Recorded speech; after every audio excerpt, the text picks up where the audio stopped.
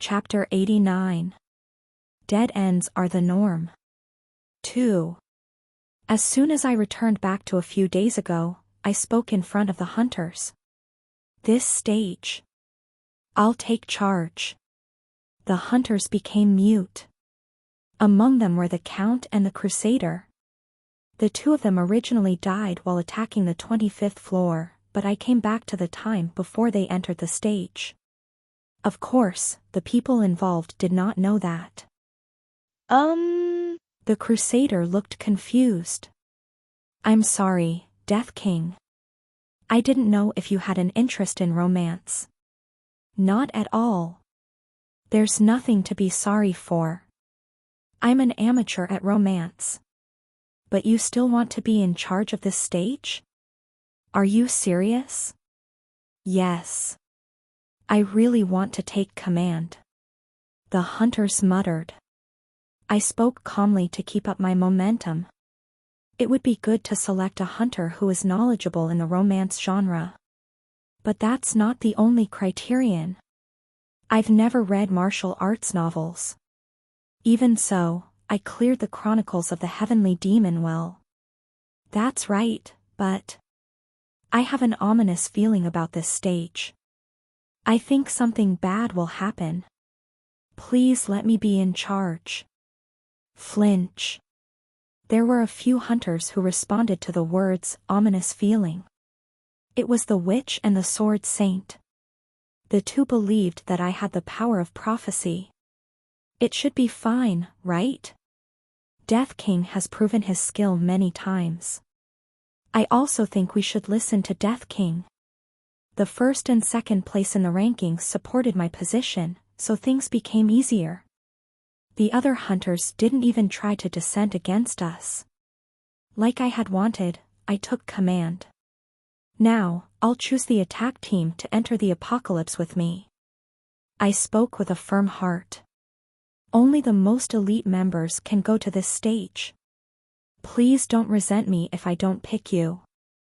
The most elite members. The witch glanced at me with an expressionless face. All right. Then I have to go. I don't know much about romance, but if you really need me, I have to go. Though this is my first time encountering the romance genre.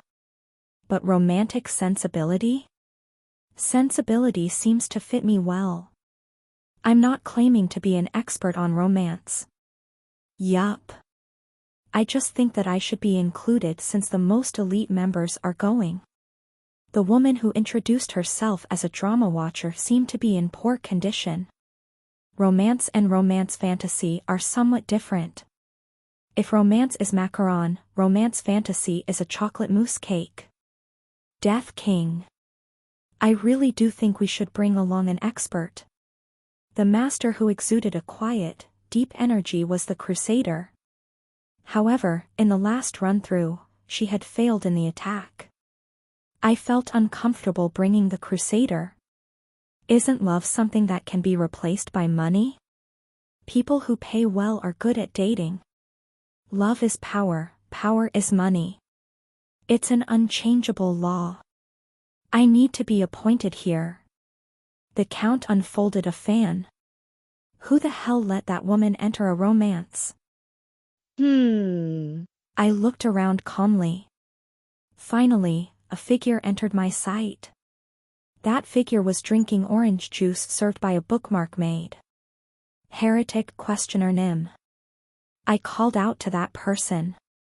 Yes? Hit up a romance with me. Oh ho? The hunters nearby looked at us with astonishment. The heretic questioner. An iron-blooded slayer.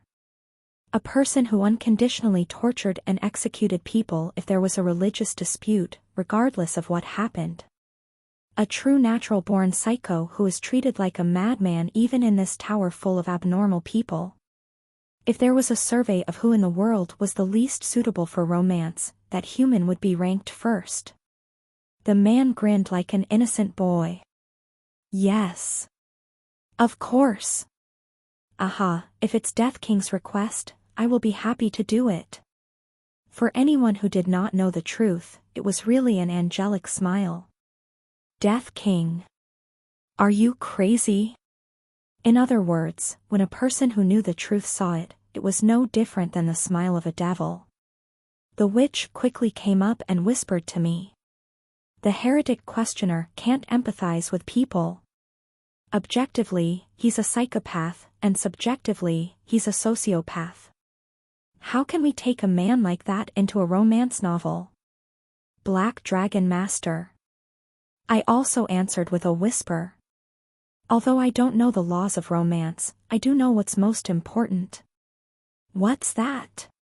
Appearance. Huh? The appearance. I was serious. First of all, you have to be handsome. No, isn't that a little prejudiced? A lot of people in romance novels are described as looking ordinary. They cheat with the cover image. You shouldn't say that. Now. Look at this. In terms of appearance, who looks the most angelic in the tower? It's the heretic questioner. Even I thought he was a real angel until I learned his true nature. We glanced at the heretic questioner. In the distance, the heretic questioner smiled brightly. Do you agree? Yes. His appearance is top quality. But it's a problem because his personality is inversely proportional. He's like a gangster. Furthermore, the heretic questioner is competent. He can use divine magic. Wouldn't he be able to respond to whatever happens? He also listens to me well. Above all, the heretic questioner wasn't two-faced. What he said outwardly and thought inwardly were the same. He was of one heart. I thought that this too could be an advantage in romance. It could be charming to many people when one acted exactly as they thought. It might be a clever idea, someone said, eavesdropping on our conversation. It was the Crusader. She was slowly nodding her head. Her eyes shone with admiration. In Ropan, or romance fantasy, the more crazy guys there are, the fresher it is. The heretic questioner isn't so bad for Ropan. It is unfortunate that he isn't obsessed with love, but there is room for him to develop into a madman-type character. I can see how it can be fun. Indeed, Death King. Even in romance, you have a demonic intuition. The library became quiet. Did I say something weird? Again, the library was quiet. However, the witch was thinking. They have a point, but the heretic questioner doesn't look young like the Death King, he looks too young. Even if you look young, you have to look moderately boyish. A childish appearance isn't very popular. Whether fortunate or not, she never expressed her professional opinion. Thanks to that, I and the heretic questioner formed the two-member romance team. Seeing the determined attack team, the librarian's eyes gleamed. Oh ho. So you're trying to attack with a different combination. I can't wait to see what kind of story will unfold this time. The librarian reached out and grabbed The Tale of Sormwin Academy. The season of love is here. The time to praise love has arrived. It is beautiful to win love by transcending status, lineage, nationality, and everything. The sleeves of the constellation were fluttering. Maybe that's why love has become so difficult. Love is not only an emotion but also attitude and posture because many people are obsessed with romance. The librarian laughed. Is it a romantic reality, or is it a realistic romance? Gongja, it will be very difficult for you to keep these in balance. Therefore, I have prepared a special clear privilege for you. Clear privilege? In fact, you cleared the hidden stage of The Chronicles of the Heavenly Demon, in addition to the normal stage. The reward for the normal stage was the 22nd floor, but you haven't received the hidden stage reward yet. I will present that to you now. What is it? Come here. My protagonist. I approached him. I will give you 3 cards. Saying Tada the librarian handed me the cards. On the cards, the following was written. Plus. Facial recognition barrier card. What a coincidence. Overhearing crucial secrets. Card. Oops. I shouldn't have said this. I said something wrong. Card. Plus. Nice. Even the names are ominous. I didn't know what kind of effects they had, but I felt very suspicious. Excuse me. These. All of them will definitely be useful in romances. These cards will surely be your army and support. So don't worry. I could only worry. This is not my only gift. I prepared one more thing for you. Once you enter the apocalypse, you'll naturally come across the gift. What? Death King. Heretic questioner. The librarian did not answer my question. Instead, he opened the book. Wayek. Light emanated from the pages of the apocalypse. I appoint these 2 as characters of The Tale of Sormwyn Academy. When you open your eyes, it will still be 7 days before the unfortunate end of The Tale of Sormwyn Academy. Light enveloped the 2 of us. Please. I look forward to the wonderful ending that you'll show me. Esteemed daughter. And the butler. Esteemed daughter? Butler? The moment I tried to ask what he meant, my vision turned completely white. 4. I was never really into romance. I didn't have a habit of reading, and I didn't have any friends who were enthusiastic about romance around me. To be more honest, I had no friends. I also didn't want to talk about how many people I could now call my friends. However, when asked what is the most frequent onomatopoeia in the romance genre, even I, who was only an outsider, could easily answer. Slap. The sound of hitting someone's cheek. Lowly, impertinent thing. The high-pitched voice reached the chandelier on the ceiling. Before the chandelier stopped shaking, slop. The all-time #1 sound in the romance genre resonated once again. As can be seen by how I was leisurely describing the sound, I wasn't the one being slapped. It was the heretic questioner. The heretic questioner tilted his head. Both his left cheek and his right cheek. Even though both sides had turned red, the heretic questioner smiled brightly. At the person who had slapped his face. Did I do something wrong? Your hands are very strong. His opponent's expression grew grim. Was she some noble daughter? She was wearing a dress embroidered with lilies in silver thread. For my convenience, I attached to her the name tag of Silver Lily Girl in my head. How dare you act so nonchalant? How vulgar. Do you not know shame? Aha. And from here, things became more complicated. The Silver Lily Girl wasn't the only one wearing a dress. If I've done something wrong, please explain it to me. I'll listen, and if your point is reasonable, I will correct myself immediately. It is better not to use violence.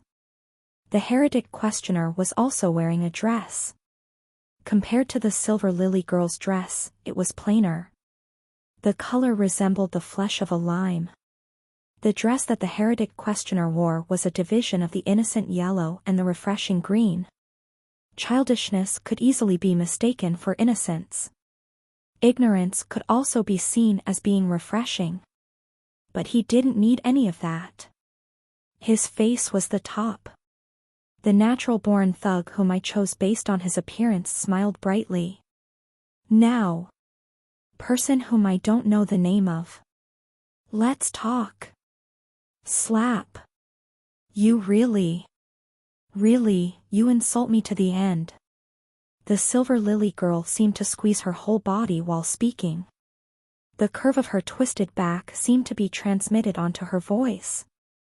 The person who did the hitting was the young lady and the one who was beaten was the heretic questioner, but as time went on, the lady's breath weakened. I overcame my confusion from entering the apocalypse and started to grasp the situation. A social gathering? A ball? Anyway, it's during some event. The ballroom was cast with the light of a chandelier. Dozens of people in addition to us wore dresses and suits. They were far away, nervously looking in our direction. Their expressions of embarrassment and tenseness were striking. It was natural since the peaceful ball became a mess. The silver lily girl is the villainous young lady. I looked at the young lady.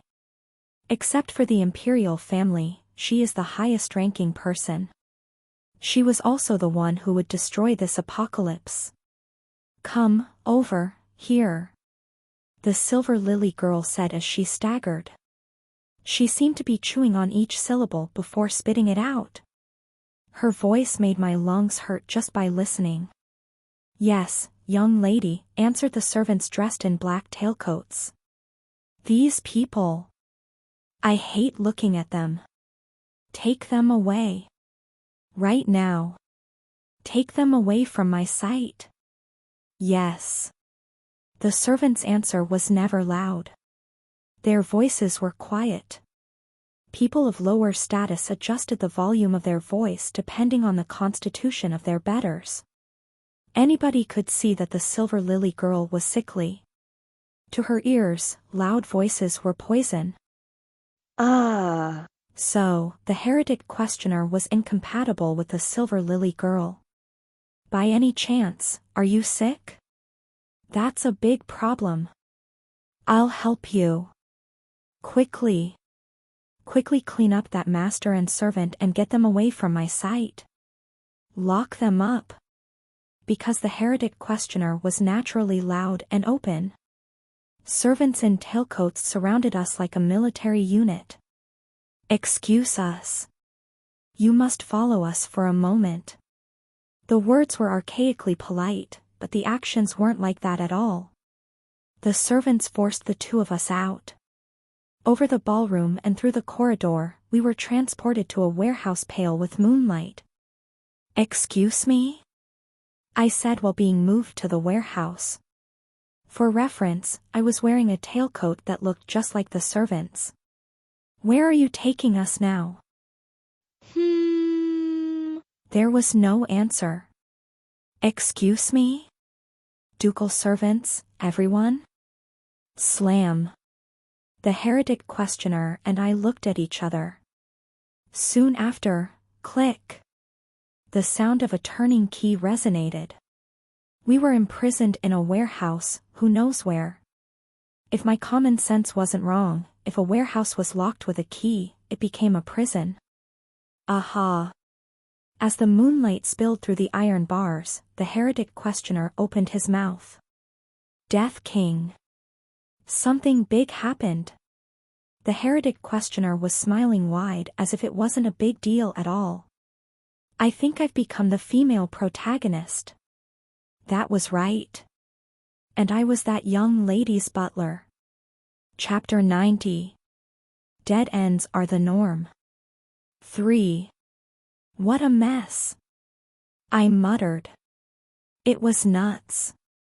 In this old warehouse where the moonlight shined through large iron bars, the heretic questioner laughed. His face was seriously bright for a situation that was no different from being imprisoned. When I was a child, I was often dressed up as a girl. I didn't know that I would really get the role of a young lady. This is another life experience. I want a bit of your limitless positive energy.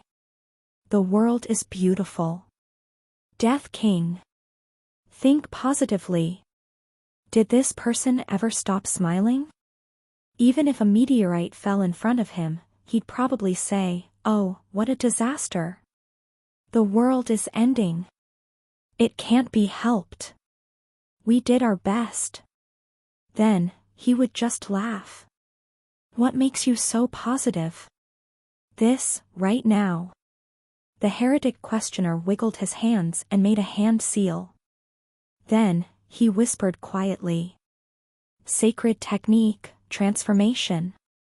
Light spilled through his slender fingers. It was the patented sacred technique of the heretic questioner. Since he said transformation, it should be a technique that changed something. Firstly, I couldn't see any changes based on his appearance. But as soon as the heretic questioner opened his mouth, I realized just what the transformation was. How is it? Immediately, I got goosebumps. Do I seem a bit like a young lady? Your voice is.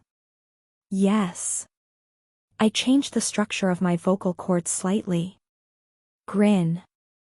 The heretic questioner smiled.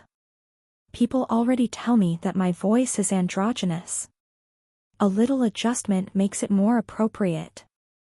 Aha, but I can't judge my own voice objectively. So how is it?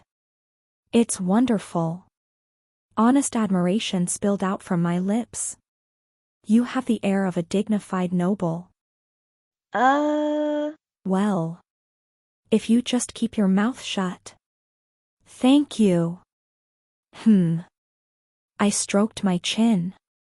Unexpectedly, we possessed the roles of the female lead and her butler. But the heretic questioner and I could cope with that. The heretic questioner had his holy techniques. And I had regression skills. Okay. We could challenge this. The heretic questioner peeked up and looked at my face. Your expression has relaxed a little. Excuse me? Since you came back from the Chronicles of the Heavenly Demon, your face has been dark. Death King. You must have built up quite a lot of stress when you attacked the apocalypse. For a moment, I was at a loss for words. Well, of course, you lost your beloved master. So I was also worried about this team. I was worried that Death King wouldn't be able to show his skills due to his sadness, but my worry was baseless. Anyway, are you saying you can guess someone's emotions by looking at their face? Yes. I don't know how it feels to be depressed, but I can understand it conceptually. Machines creak when grease gets stuck. Stress may be humanity's grease. If it sticks around for a long time, it clumps together and becomes difficult to clean, so take care. How fascinating. Was he trying to understand humans in his own way? He was a psycho, but he was a praiseworthy psycho. By the way, Death King. Yes. Something struck me as strange from earlier. What's strange? From my understanding, we're currently being imprisoned unlawfully. Our freedom of movement is suppressed. That is also how I understand our situation. I'm glad we see it the same way. And usually in this sort of case, guards are set up to monitor the prisoners. Otherwise, we can easily try to escape. The heretic questioner tilted his head. Now, I can't feel any presence outside the door, but I do feel a presence at the window. In this world, do they place guards at the windows, not in front of the doors? At that moment. Damn it! Attack! Shadows jumped in from the window as the iron bars fell out. It doesn't matter if you kill the man. Just don't hurt the woman. The shadows were wearing masks on their faces. Their outfit concept was too grim for them to be guests who had come to check on us out of worry. Anybody could see that it was a surprise attack by unwelcome gatecrashers. Shiny. Yes, warrior. I pulled out the holy sword. Chong! My sword clashed against the attacker's sword. The back and forth wasn't much different from the attack scenes shown in movies. The conversation could be summarized with, "Who are you?" You don't need to know. But we have a powerful backer. Both my opponent and I were busy swinging our swords. But I had a cheap trick up my sleeve. Now. Flash. The holy sword lit up. At that moment. Damn it. Attack. Shadows jumped in from the window as the iron bars fell out. It doesn't matter if you kill the man. Just don't hurt the woman. The shadows were wearing masks on their faces. Their outfit concept was too grim for them to be guests who had come to check on us out of worry. Anybody could see that it was a surprise attack by unwelcome gatecrashers. Shiny. Yes, warrior. I pulled out the holy sword. Chong. My sword clashed against the attacker's sword. The back and forth wasn't much different from the attack scenes shown in movies. The conversation could be summarized with, "Who are you?" You don't need to know. But we have a powerful backer. Both my opponent and I were busy swinging our swords. But I had a cheap trick up my sleeve. Now. Flash. The holy sword lit up. Q. The attacker, whose eyes had become accustomed to the darkness, closed his eyes tightly for an instant. In a battle of swords, an outcome could be decided in an instant. I blinked alternately with my left and right eyes to secure my sight, and then attacked my opponent's wrist. Eek! A scream mixed into his voice like it was marbling. Death King. You can't kill them all. We need to figure out the mastermind, so save some. I did as he said. The heretic questioner was also playing an active role as the hem of his dress fluttered. Impossible. This isn't an ordinary girl. The attackers were astonished. They weren't particularly skilled. No, was it our skills that were too great? Small fry that couldn't even use aura couldn't handle us. In the end, the 4 attackers were quickly overpowered. One of them was killed by the heretic questioner during the fight. Ahem.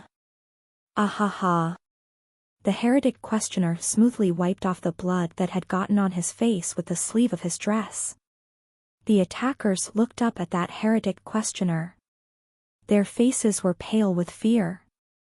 I heard she was a weak noble girl. How did this? Everyone, you have 3 options. The heretic questioner beamed, holding a dagger. First, if you ask me to kill you right here, you'll just die. Second, I can torture you in turn and get you to reveal any important information. Third, you can obediently confess everything, and you won't be tortured or killed. Which option do you choose? Ha! The person who seemed to be the oldest among the assailants scoffed. It was the man whose wrist I broke. Crazy bitch. I'd rather die. Yes. Understood. What?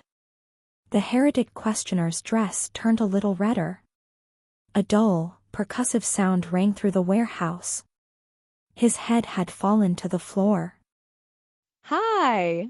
Hayek. 2 attackers were left. Everyone, have you finished making your choice? Please spare us. Young Mississippi. We were just hired to do this. It's hard to survive in this world. I understand. Then.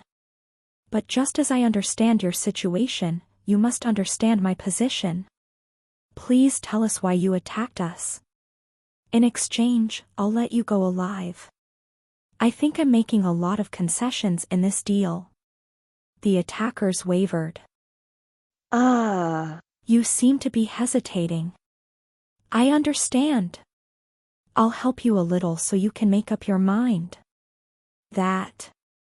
When you say help us, I'll whip you into shape. As always, the heretic questioner was smiling. Pain is proof that you are alive. When one's pain reaches its maximum, one's survival instinct also peaks. All right. I'll maximize your desire to live. Spare us. Please save us. This was insane. I intervened because the genre would change to an R19 romance at this rate. Please wait a minute. Heretic questioner. What is it? You don't have to do it like that. Please leave it to me. The heretic questioner made a puzzled expression. Death King, are you good at torture? Unless you're very skilled at it, I recommend that you let me handle this. I am an interrogation specialist. No, there's no need to torture them. Also, please wipe your face. I handed a handkerchief to the heretic questioner and stood in front of our attackers. The attackers sighed in relief. I felt sorry for them, but I wasn't about to be generous to people who had attacked us first. Misters. Let me ask you something. What is it? You came through the window when you attacked just now. The iron bars were cut too easily. Did you hear that we would be trapped here and cut the iron bars in advance? The attackers did not respond. They only traded glances with each other. However, it didn't mean there wasn't a way to figure out the right answer just because they were keeping their mouths shut. Character window. I could see their psychological states. I heard that a woman would enter the warehouse. Damn it. I heard she was an ordinary girl, but it was a scam. As expected. The attackers already knew we would be here. While you were attacking us, you yelled, "It doesn't matter if you kill the man, just don't hurt the woman." Were you trying to kidnap this young lady here? Well, that is. The attacker's eyes flickered. It was a request to kidnap the woman here. The client said firmly to never injure the girl. That's why we attacked in a group of 4, to be safe. Yeah. I got it. Ha! I sighed. When I looked back, the heretic questioner was working hard to wipe his face with the handkerchief. He looked like a baby hamster gnawing on sunflower seeds. I think I know who the culprit is. The heretic questioner's ears perked up. Oh.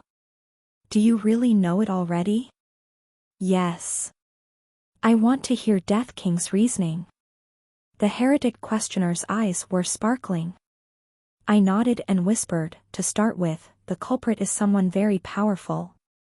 They need to be able to hire 4 assassins that can infiltrate the academy, which is impossible without knowing the academy's security system. Oh. It makes sense. However, the heretic questioner raised a counterpoint. Does the culprit really need to be someone very powerful? It isn't the royal palace. It seems relatively easy to figure out the academy's security. Even someone with just a little bit of power to their name can do it. That's a keen point, but... I shook my head. There is one more suspicious circumstance. Heretic questioner. Do you remember what villainous young lady shouted when she chased us out? MHM. The heretic questioner contemplated whether he should put the handkerchief in his sleeves or not. Yes, I remember. She clearly said, quickly clean up that master and servant and get them away from my sight. Lock them up. Why do you ask? She never mentioned where to lock us up. The villainous young lady just said to take us out of the ballroom. But these attackers knew where we were going to be locked, and they cut off the iron bars in advance. And the ones who brought us to this warehouse were the servants of the villainous lady. Oh ho! The heretic questioner's eyes narrowed, razor thin. Indeed. It could be that the villainous young lady was the one who hired the attackers. All she had to do was tell the servants where to put us in advance and let the attackers know, too. Aha. And since she's the daughter of a duke, she has power. Yes. But it's too obvious. The heretic questioner stroked his chin. I am the protagonist of this apocalypse. I'm a noble lady having a fling with the crown prince. If the villainous young lady chased me away and I was attacked at that location? Even as the duke's daughter, it'll be a tremendous scandal. The evil act has too much political burden. The heretic questioner was definitely quick-witted. He understood this strange story very swiftly. In other words, the villainous young lady is not the culprit. The true culprit is the one who wants that lady to appear, as if she were the culprit. I agree. And this real culprit cares so much about the heretic questioner that he told the attackers to never hurt the woman. But they didn't care whether I, as the male butler, died or not. Finally, the culprit is powerful enough to buy off the servants of a duke. Ahaha. The heretic questioner smiled with his eyes. I'm starting to see who the real culprit is. You probably think the same thing as I do. I don't know the feeling of love. But I know about the habits of someone in love. If the real culprit actually cares about me, as Death King speculated, these attackers can never tell us their personal information. Yes. I nodded.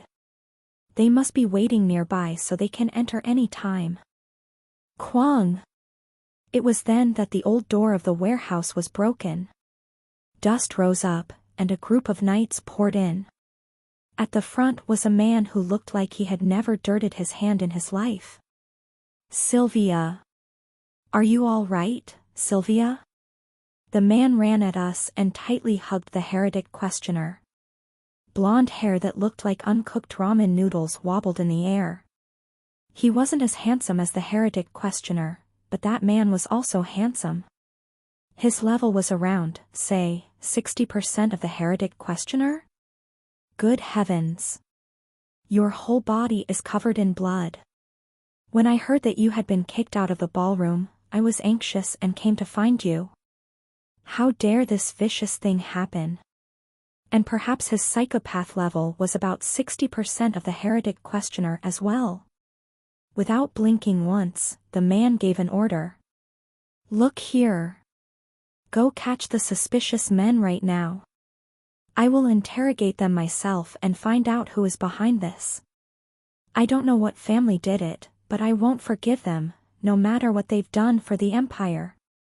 The knights answered in unison. Yes.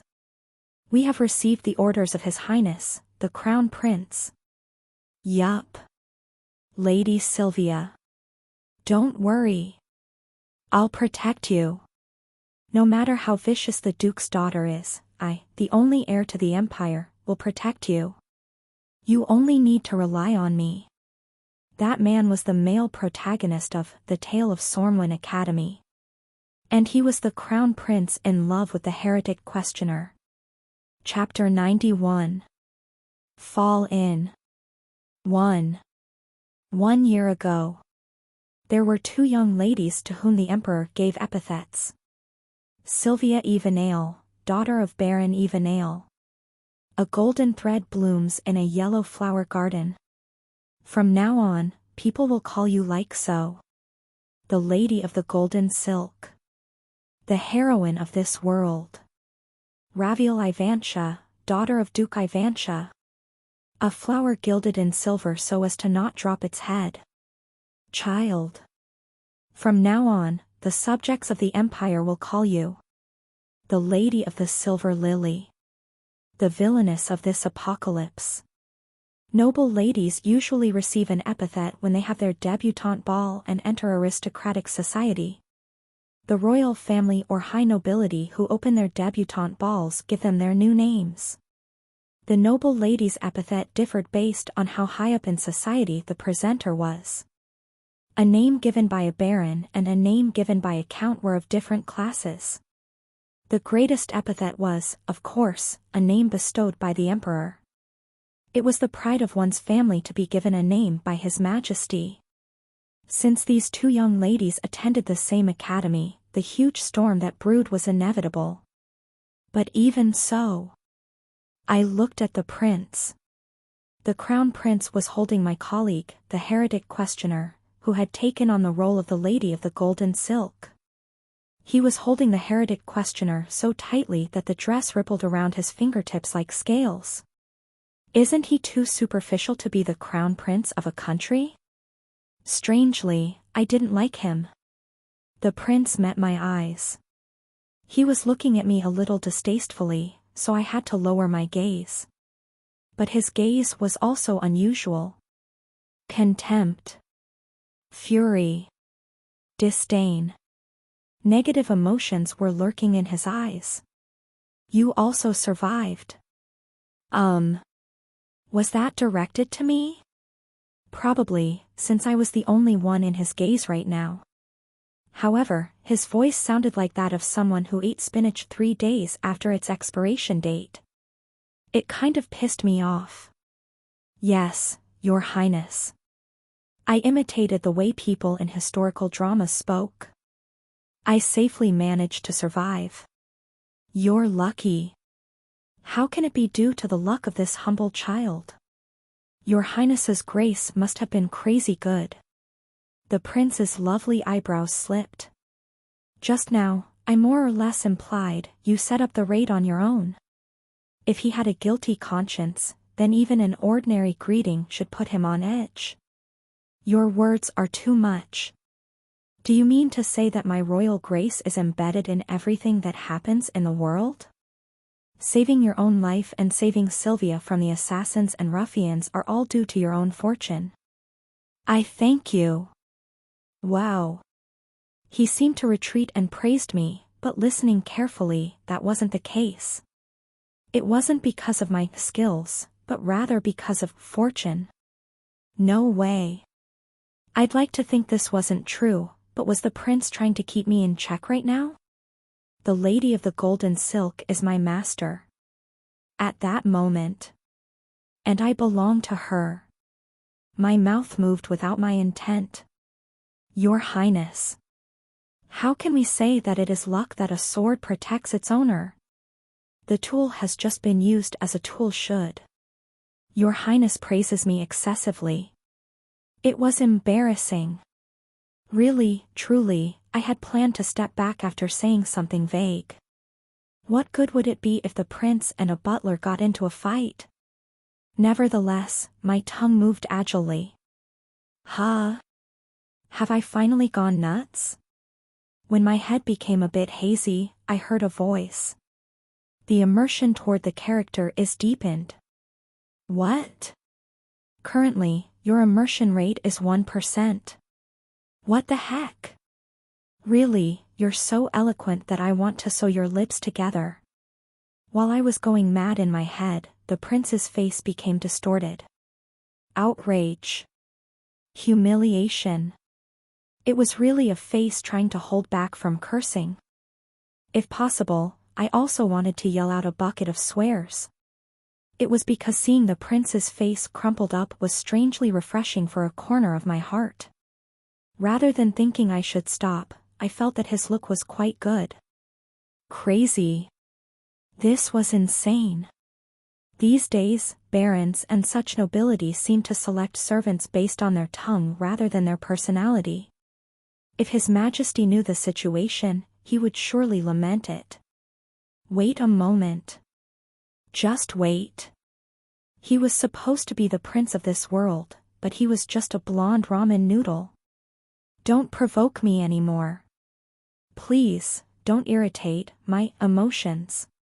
This stage is. How could that be? How dare there be a day when His Majesty's eyes are blurred? Your Highness the Crown Prince is so mature that you accumulate virtues in our school every day. I am sure that His Majesty is pleased. In other words, I was sarcastically saying his father sure would be pleased if he knew the prince hired an assassin. But that wasn't the important part. I realized the trap of this stage. And I realized why Count and Crusader, the two hunters who dealt with the economy and safety of our tower, became so weak and failed to attack. As time passed, those two people were eaten up by the concept. The immersion toward the character is deepened. Oh no. Currently, your immersion rate is 2%. This was something crazy. Humph. That's enough. It's beneath me to compete with you through words. As for what happened tonight, I will thoroughly investigate the truth. Is there anyone in our school who is as reliable as the prince? I sincerely request this. Please find who is behind the attack and punish them 100-fold. Of course. Ah. Was it this? Was this the special feature of this stage? The prince glanced at me and said. Lady Sylvia must have been very surprised. Perhaps others are lurking and may attack tonight. Know that I will protect the lady tonight. Your Highness. My tongue was evolving into an answering machine. Please forgive this child's rudeness. The more times things like this happen, the more one has to relieve one's fatigue where one feels most comfortable. My mistress will want to stay in her private room, as usual. Are you saying that she can't be at ease by my side? I apologize. This child is simply telling the truth to your Highness. Save me. Please save me. The immersion toward the character is deepened. Currently, your immersion rate is 3%. SOS. Help me. Hey, you. What are you doing? Sword Emperor. No, Sword Emperor Nim. Did this brat go around the bend? I really think I'm going around the bend now, so please do something. What do you want me to do? I don't know. Anyway, help me control myself. Can I really talk? Shh. T to you? I don't care what you say, so please just help me get a hold of myself. Ah, then. Bei Hurayon grinned. Zombie. You seem to dislike venomous snake. But actually, whenever you get the change, you act more or less like the protagonist in the venomous snake's delusions. Ah. That's enough. I came to my senses. Don't say another word. Come on. My mind seemed to flash to awareness as Bei Hurayon masterfully dared to compare me to the venomous snake. Has anyone ever seen a nastier ghost? It didn't matter what he said, but he had to throw a nonsense festival. But thanks to this, the rate of immersion that rose like crazy came to a sudden stop. Meanwhile, the heretic questioner, who buried his face in the prince's embrace, was also acting abnormally. The heretic questioner was tilting his head back and forth. For the first time ever, I saw the heretic questioner's confused expression. That universally acknowledged leader of the nut jobs. The pure natural-born psycho didn't understand the feelings he was feeling right now. Guilt. Perhaps that's why the heretic questioner pushed away from the prince's chest. He slithered out of his arms. The prince who was fighting with me with his eyes was bewildered. He looked at the lady of the golden silk, no, the heretic questioner. Sylvia, why are you acting like this all of a sudden? The heretic questioner tilted his head once more. How fascinating. What's fascinating, Sylvia? I'm feeling some unfamiliar emotion. It's the first time I've felt this since I was born. The heretic questioner laughed. My heart is pounding. My heart is beating so violently. Oh ho. Aha. Indeed. It's really mysterious. The heretic questioner closed his eyes. Then, he touched his chest with both hands. The heretic questioner, no, the lady of the golden silk, was smiling. She looked like she was listening to beautiful classical music. The owner of this body seems to really like you. Sigh Sylvia, the prince's face looked like he had eaten the soup called emotion with the rice called touched. If I hadn't been in a hurry to stop the immersion, I might have felt envious of the timing, but fortunately, thankfully, that wasn't the case. Even though I was late, I had come to my senses. "Milady," I said forcefully. The heretic questioner opened his closed eyes and looked at me. "Let's return to the dormitory." His Highness the Crown Prince declared that he would personally uncover who was behind the attack. "Since it's late, Milady should go back to your room and rest. From tomorrow, don't we have to continue Milady's life again?" We had a purpose as well as a role. The goal of clearing the stage. We couldn't forget it. "Oh, yes. You're right." The heretic questioner blinked. He understood what I meant right away. The heretic questioner grabbed his skirt and greeted the prince. "Thank you for your consideration. But I will go back with my butler." "Ah. Good night, Your Highness. I will now go back." The heretic questioner easily turned his back, abandoning the prince whose face turned blank. He lightly stepped out of the warehouse. From behind, the prince shouted, "Sylvia. Sigh Sylvia." However, the heretic questioner only walked away with a smile. He didn't even turn his head. "The task has become difficult," I muttered, following close behind the heretic questioner.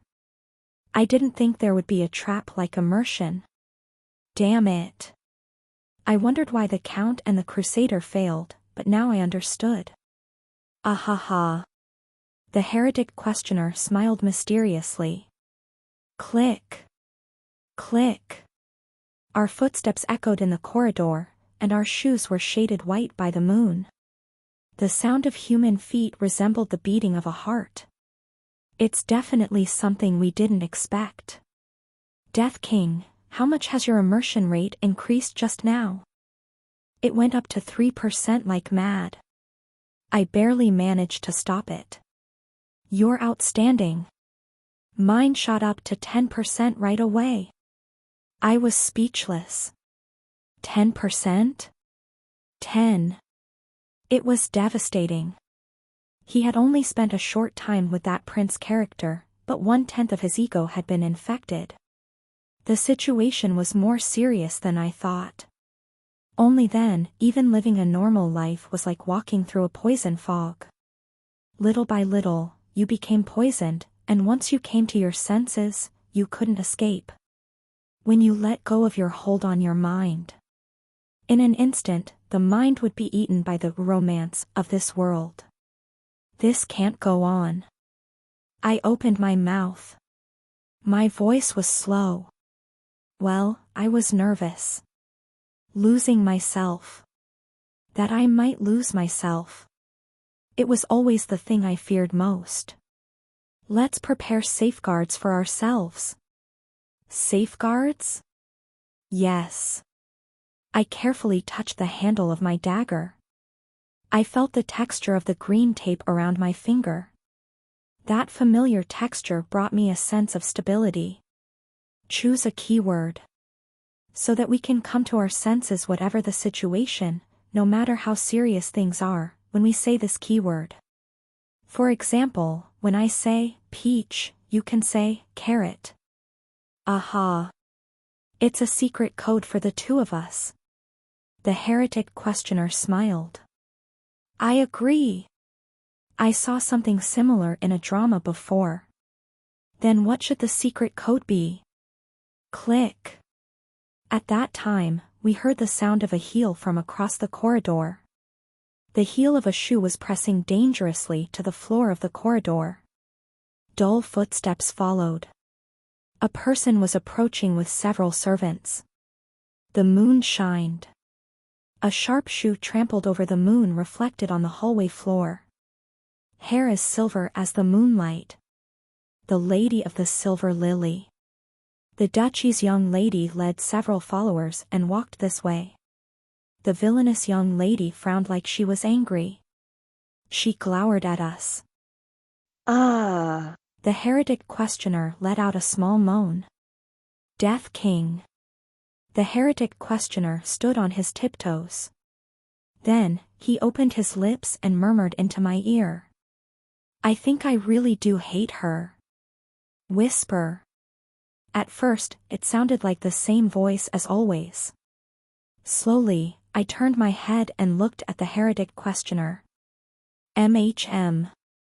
The heretic questioner spun round and round. The hem of the long dress swirled, causing a small whirlwind to rise. The wind containing his weight pressed on my chest. I'm curious, Death King. The heretic questioner stopped, then splayed open his hands. He curled his fingers other than his index fingers, which revealed his bare skin.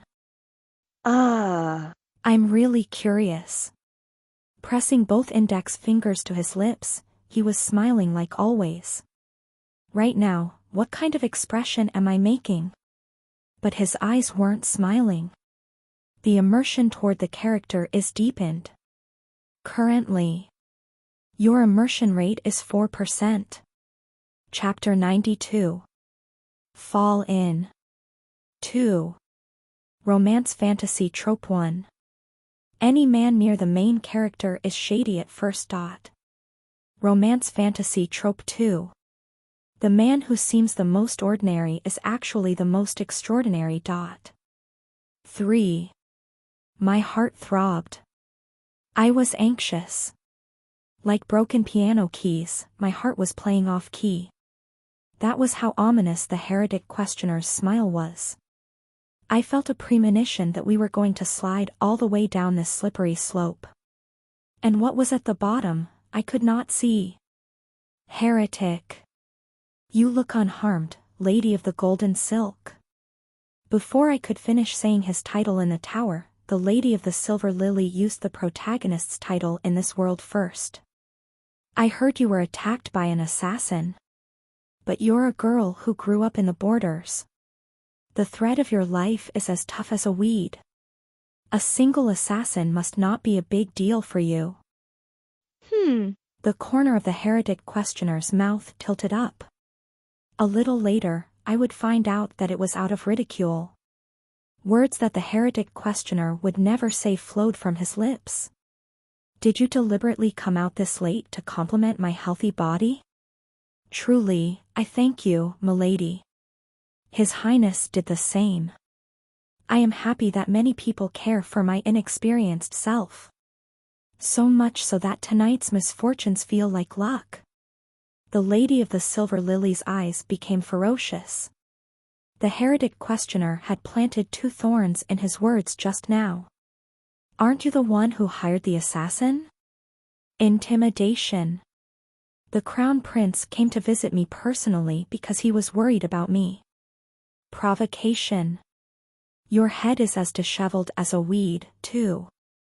There is a thin line between imagination and delusion.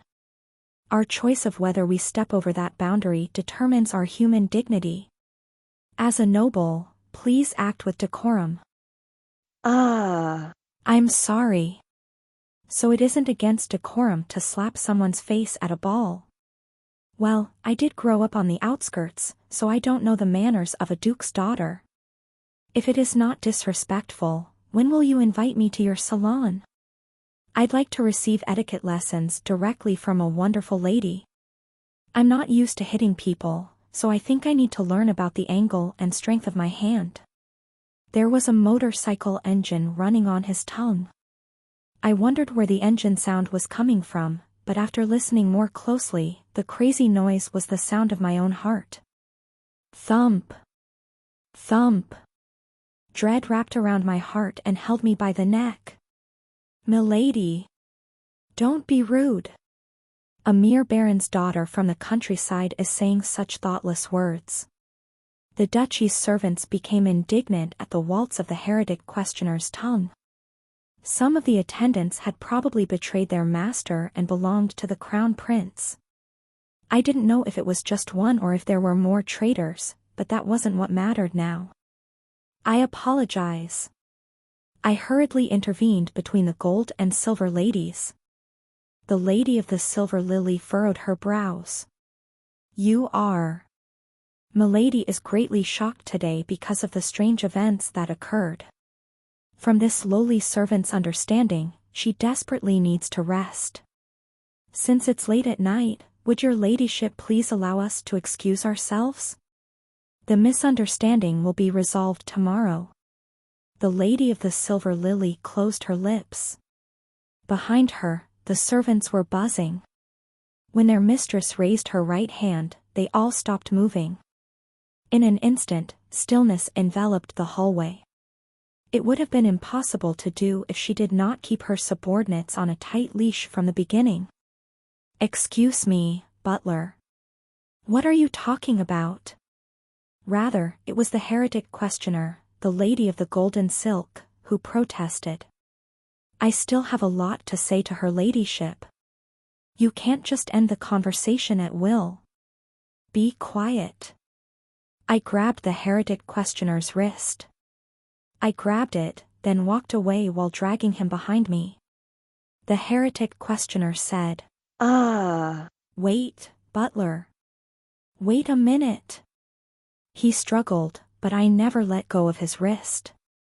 We really couldn't let our character immersions rise here. Milady. Just before exiting the hallway, I looked back. The lady of the silver lily was looking at us with an equivocal expression. What is it? I have always admired the upright conduct of the duchy's servants. Tonight, your attendants were quite virtuous, unlike a common man like myself. I politely bowed my head to her. I have realized many things. This humble self pays respect to your ladyship. Now, please excuse us. With that, I pulled the heretic questioner out of the hall. The heretic questioner, who was rebellious at first, had calmed down. There was a wide garden between the ballroom and the dormitory. Moreover, it was a spring night. The newly bloomed magnolias were drooping by their heavy heads. The night was soaked in the scent of flowers, thick under the white trees. As we stepped forward, pale magnolia petals fell and touched our toes. My goodness. The heretic questioner stepped on a fallen magnolia petal. He stopped and looked up at the night sky. After a while, the heretic questioner turned his head and looked at me. His face was impassive. He seemed to be disoriented. The hunter said to be the craziest person in the tower muttered to himself as if he couldn't believe what he had just done. Death King. What did I say back there? As soon as I closed the door of our quarters, I said, choose a password. We had been quiet as we walked to the dormitory. No word was exchanged between the two of us. It was a little difficult to walk because my ankles were bound by the silence. Was it due to the increased character immersion? I knew the path from the garden to the dormitories like it was natural. Perhaps the characters' memories became clearer the more immersed we were. Right now, it was difficult to judge whether that was good or bad. A password. The heretic questioner blinked. Is it a secret password? If we leave things as is, it'll become really dangerous for us. You have to keep it together. We do. Death King, you're right. Yes. The heretic questioner seemed to be struggling to speak. He kept slipping. His voice was slipping faster than an accident on a slippery road. It was a red light, signaling that the person in front of me was in danger. I firmly grabbed the heretic questioner's face with both hands. Then, I forced him to meet my eyes. When spring comes, magnolias fall. What? When I say, when spring comes, you, the heretic questioner, will reply, magnolia falls. That's our passcode. It's the phrase that tells us to get a hold of ourselves. Now, if you understand, tell me. When spring comes. Magnolia. Again. When spring comes. Magnolias fall. Little by little, the eyes of the heretic questioner showed that he was returning to himself. He started to look in front of him, rather than blankly into space. The heretic questioner shook his head, saying, and, well. Then, he nodded. Yes. I'm back. Okay. Good job. Thank you, Death King. Aha. Indeed, today had a storm of surprises. I'll never forget this day. Would you like to rest and have a cup of tea? Please. Good. It wasn't over yet. It was too early to give up this round. I handed the heretic questioner a blanket and headed to the kitchen. Because it was a dormitory of the academy where royalty and nobles attend, there was a small kitchen in the Lady of the Golden Silk's private quarters. I easily found the tea leaves and kettle. Wow. I was boiling the tea, but this was ridiculous. My body just moves on its own. I never really made tea other than the ones in tea bags. It had been like that my whole life, but my hands moved automatically as if I had steeped tea for years. It was a side effect of the immersion. My body was even feeling joy by making tea. The lady likes it best when I add milk and a spoonful of honey. I was humming. I obtained this precious honey from an academy employee for occasions like this. It cost some money, but milady is usually so frugal that it isn't a waste. This much luxury is okay. The immersion toward the character is deepened. Currently, your immersion rate is 6%. It wasn't okay. Not okay, at all. Fuck. This dumb romance. What's so pleasing about adding honey to black tea? Should I open up a skull and spread honey on the neurons? Stick a honeycomb in your head? Shiny is concerned about the warrior's condition. However, Shiny thinks the warrior's butler outfit is very attractive. My weapon shone by itself in delight. Maybe it was because Shiny was happy, but the sword's sparkling color looked more exquisite. And I, the owner of that sword, squatted down while holding my head in pain. You can't let a butler take over your mind. I clenched my teeth. No way. I've worked too hard to clear the stages so far. I was determined. Even if I made tea, I wouldn't make it like the original character. I used a kettle that he didn't normally use and pulled out a different teacup from usual. Like that, I gave the tea to the heretic questioner. Death King. The heretic questioner took a few sips and tilted his head. Yes. The tea tastes weird. So what?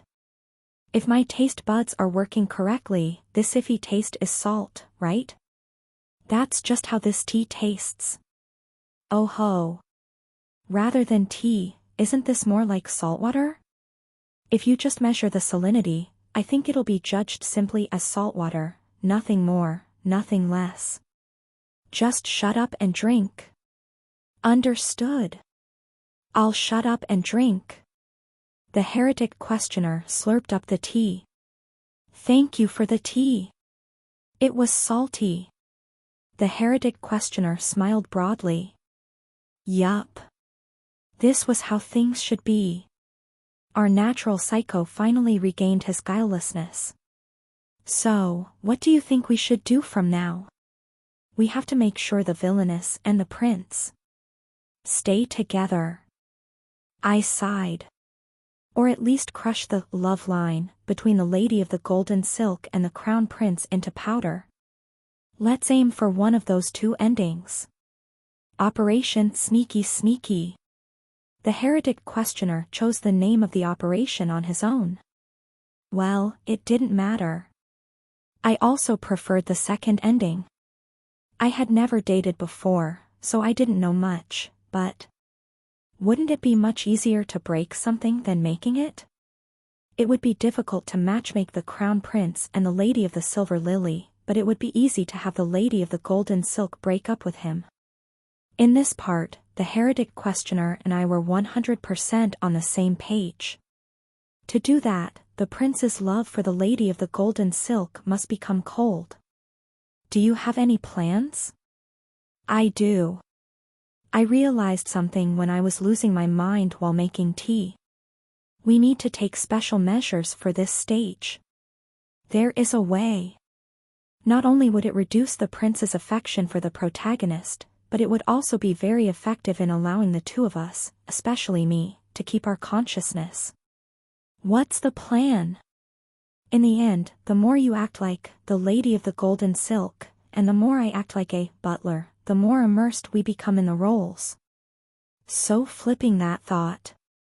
Then what if you do something the lady of the golden silk would never do, and something the butler would never do? The character immersion rate may drop. Even if it doesn't fall, it won't go up. How does that sound? The heretic questioner's eyes shone. Oh. Indeed. It's a simple yet good method. As expected of Death King. You're the hunter who broke through the unyielding 10th floor and cleared the 20th floor. You flatter me. Anyway, our conclusion is simple. I flicked my hand and triggered a skill. From now on, let's become a bad girl and a bad butler. The heretic questioner tilted his head. What? The 100 Ghosts reincarnation activated. I didn't have to bring in a lot of spirits like I did in the Chronicles of the Heavenly Demon.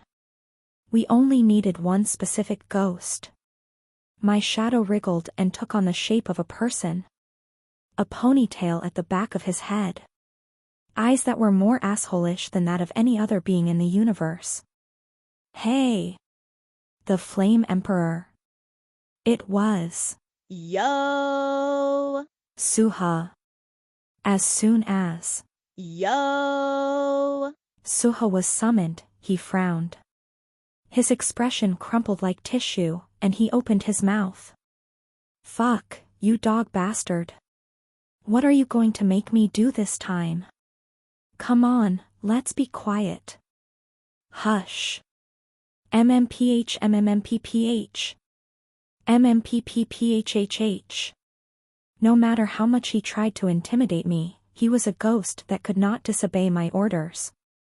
Yo. Suha shouted like a hostage whose mouth was sealed by a terrorist, going MMPH.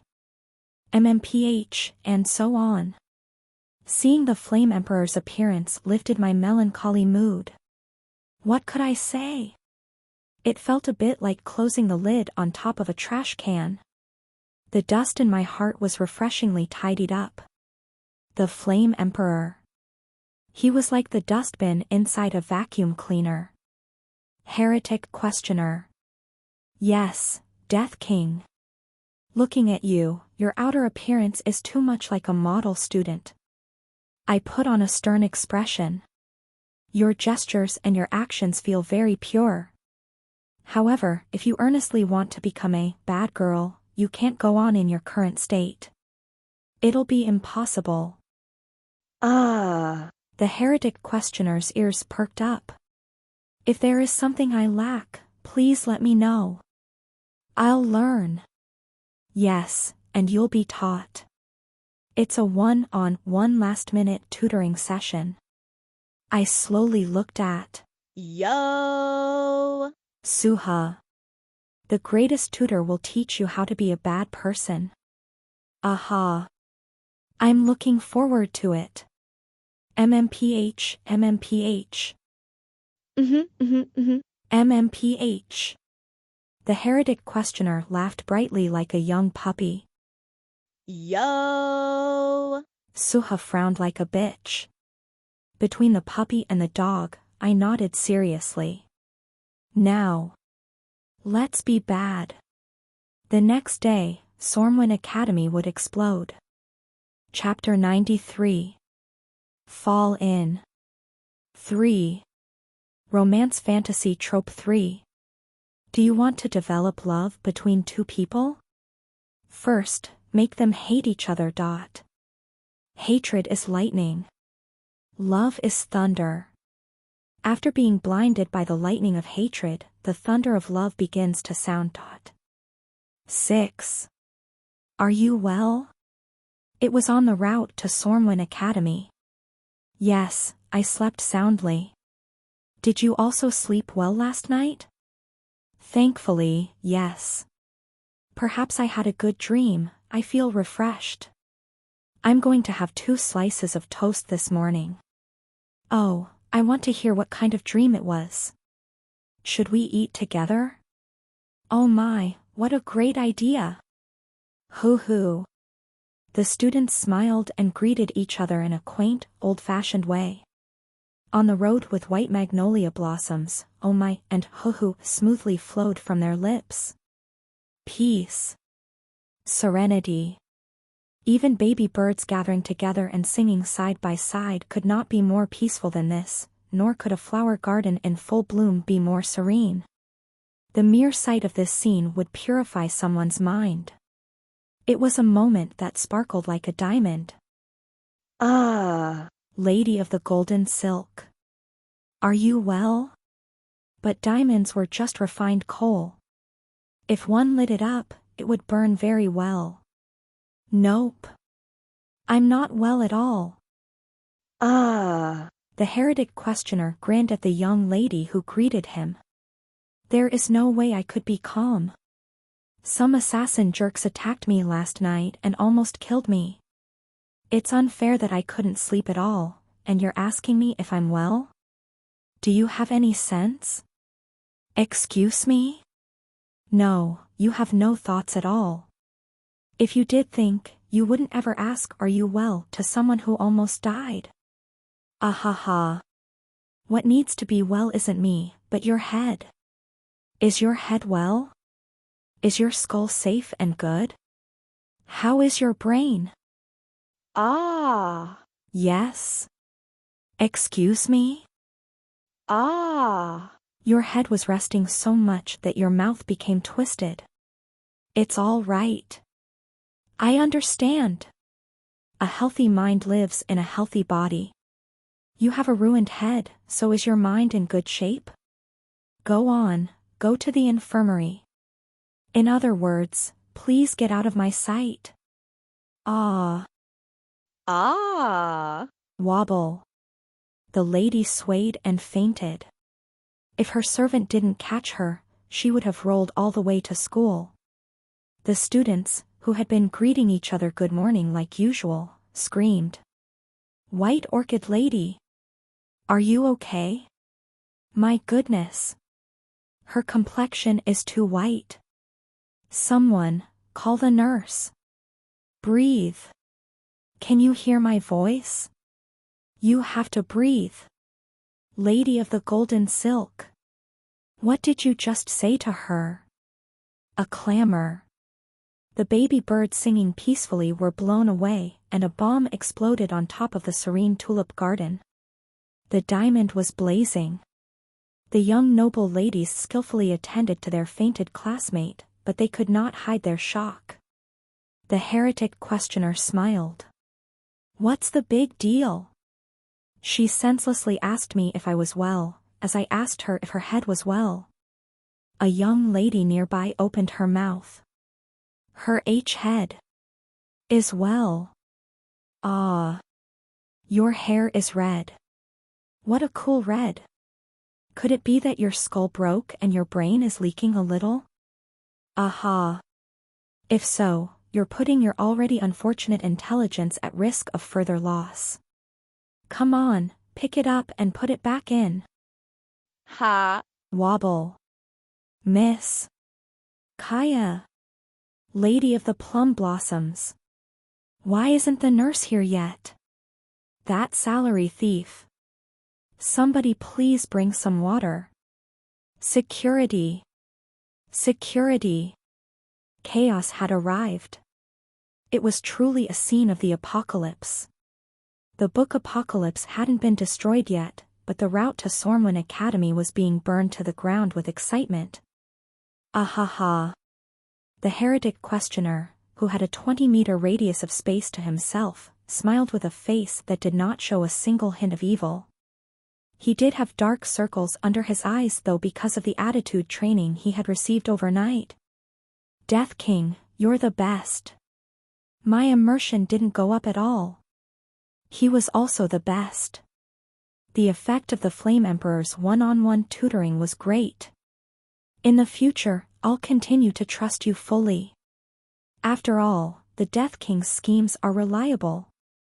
I bowed down at an angle appropriate for a butler. Thank you for the compliments, milady. You are a million times welcome. But is stepping on my foot another way to stop the immersion rate from going up? My big toe hurts a little. I can't help but act as a bad butler. Please withstand it. I understand. This morning, a total of 14 ladies entered the academy's infirmary. The incident on the road in front of the girls' dormitory quickly spread to the whole school. It was known as the "Is your head well?" incident. Restaurant, main building, garden. Wherever they went, the students gossiped about the incident. The lady of the golden silk has gone mad. She's changed since she was attacked yesterday. She's possessed by the devil. 2 ladies and 1 gentleman bravely went to investigate the suspicious rumors and reveal the truth, but they still haven't returned. I assent she more attractive now. So who ordered her assassination? Sormwin's unofficial club, All Older Sisters Fan Association, AOSFA, welcomes the current changes. We urge the Sormwin students to change their perceptions. The lady of the golden silk's butler was mixing her tea with salt. A lot of witnesses saw it. It's dangerous. Assassination. I heard the crown prince is handling it. She's gone insane. I'm going mad. An appropriate salt intake is good for your health. Is the salt in the black tea for her well-being? Golden Silk Uni. The rumors snowballed like an avalanche and became a ghost story. Lady of the Golden Silk. You have insulted the honor of my master. However, even if the rumor became exaggerated, it was true that 14 ladies had fainted. Of course these ladies' servants were angry. Even if they couldn't attack a noble lady, they could ask me, a subordinate just like them, to duel. At lunchtime, angry servants rushed in line to fight me. I cannot stand still as the honor of my master and her family is blemished. Please allow me to duel with the lady's butler. Ho ho. The heretic questioner nodded. Okay. Everyone, solve it nicely among yours. Just a moment. I secretly stepped on the foot of the heretic questioner. The heretic questioner winced in pain. Is something wrong? Once you decide to act, you have to continue your bad girl image to the end. Don't accept what others say right away. That looks too obedient. You're right. That's true. Then how do I be bad? Do as I tell you to do. Whispers passed between the two of us. The servants who requested duels looked at us with confused faces. After a while, the heretic questioner opened his mouth with a face like he had an epiphany. All right. You may duel with my servant if you like. Thank you for your permission. Then, right here. But if you want to fight him, pay me. The servants blinked. Pardon? I mean that you need to pay to get what you want. The heretic questioner sat on a garden bench and crossed his legs. His radiant face was forceful. If children saw the heretic questioner right now, they would probably automatically yell out, Uni. My butler belongs to my family. I am the only person in my family who is attending this academy, so he is mine. What if my possession gets hurt during a duel? Are you going to be responsible for that? The noble's servants were dumbfounded. She wanted them to bribe her so they could have a sacred duel? Wasn't that too thuggish? How much should I pay you? I'll take 5 gold coins. Aha. The heretic questioner delivered the final line that I taught him. Everyone. It isn't the case that your loyalty to your masters is worth less than 5 pieces of gold, right? The servants took out the gold coins one by one. I felt a little pity as I watched them. Some of the servants looked like they were about to cry. Their faces seemed worried about whether it was honorable to pay to fight for a lady's honor.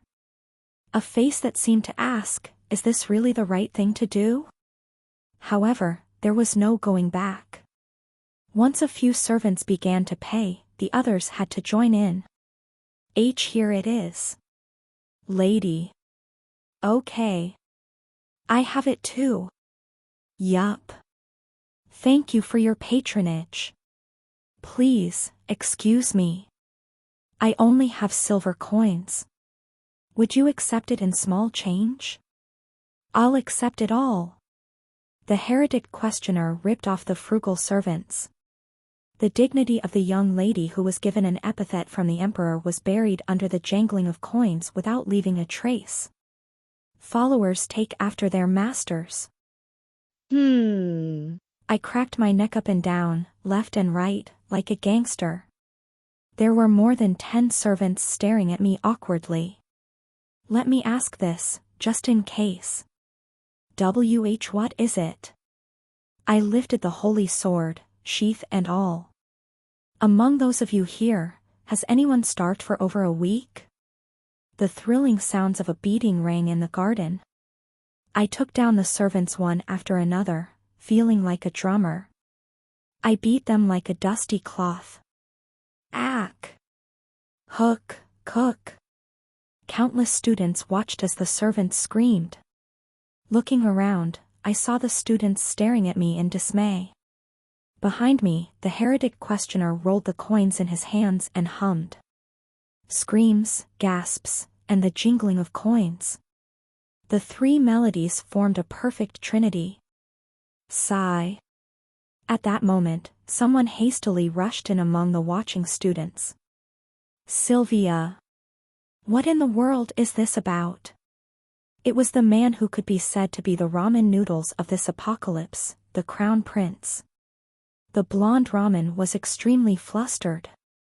My heart felt satisfied when I saw his bloated ramen face. We were returning the embarrassment we felt because of him last night. I heard rumors that you've suddenly become strange, but as always, I thought it was malicious gossip. But now, against our classmates. You. The prince glared at me, muttering quickly. Well. For ramen soup served with rice, his eyes were quite fierce. What are you doing? When your master is tired, it is the servant's responsibility to stop them and help them recover with all their power. You're a third-rate butler, and utterly disqualified to be a servant. You're disqualified. I apologize, Your Highness. I put the holy sword on my waist and bowed my head. This child is not judged by anyone other than the young lady. If Milady evaluates me as a third-rate butler, that is what I am, and if she says that I am disqualified, I will step down. But until that moment, I will remain her faithful butler. You. Despite causing all this disturbance, you shamelessly. The prince closed his mouth and pursed his lips. Then, he shook his head.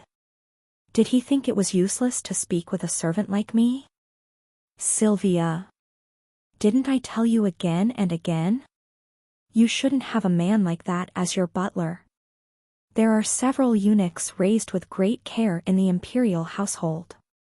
If I ask His Majesty, you can take one of the competent ones. It's all right. You don't need to worry. My father already thinks well of you.